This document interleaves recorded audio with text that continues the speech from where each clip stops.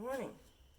So real quick, when your horse learns your routine so well that he wants to say help, right? I assume when a horse kind of adds his own flair to a routine, it's his desire to help. So Tyson, for a perfect example, when I have a certain type of halter that has a rope noseband, and you kind of, and I put my horse's halters on kind of dead on, so like they're facing me and I dead on their halter, so I can get it up over their ears without, kind of pinching their ears or bending their ears too much. And Tyson knows that after I get it landed on the tip of his nose, I'll set the noseband across the tip of his nose. Then I have to get the chin piece to swing back behind his chin before I can guide it up his face. So Tyson's taken it upon himself to help by letting it hit the tip of his nose, and then he flips his nose forward so it can go under his chin, and then I can guide it up the rest of his face. What he doesn't realize is that when he does that with such enthusiasm, he flips his nose forward, or his whole head forward, and he has, more than once, nailed me in the stomach pretty good. So now, that's something you want to tell him, no, I don't really need your help, and you are putting too much enthusiasm in your effort to help, so stop it, so it's not acceptable or not desirable.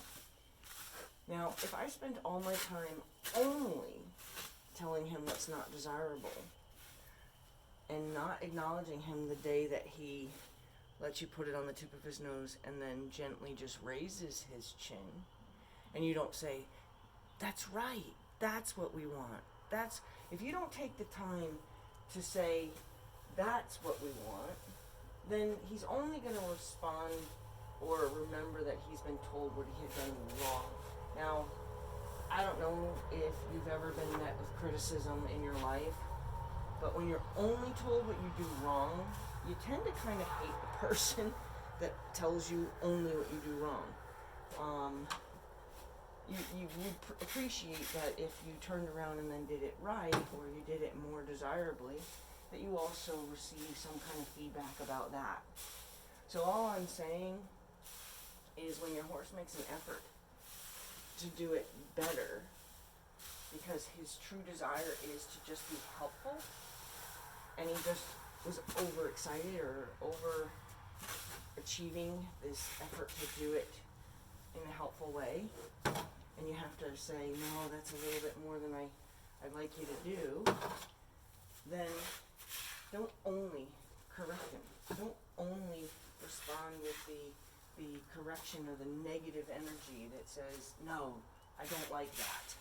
Also say, but what you just did is perfect. Then you can encourage, through positive reinforcement, you can encourage them to look for the answer that got the praise, right? Because if they don't receive any kind of acknowledgement, maybe they didn't get corrected, so therefore they could, determine, well, at least I didn't get yelled at this time, so it must be better than the last time. Do horses really have that much rationale? They seek comfort, so if there's comfort in you not correcting them, I imagine they can somewhat say, well, I didn't get corrected for that the way I did it this time, so maybe that's okay. Can they do that? I'd say sure. But they have a better chance of seeking appreciation than they do not getting acknowledged at all and only having that particular task met with correction. So I'm just saying, when your horse makes an effort to change something, and they make that effort where it's a much more desirable change, and you can certainly work with what they've done in an effort to change it, then let them know. Let them know that change was right.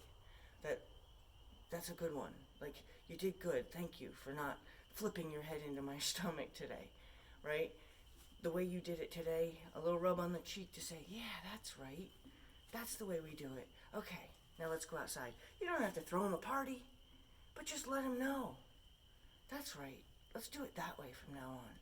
Good job. Thanks for helping.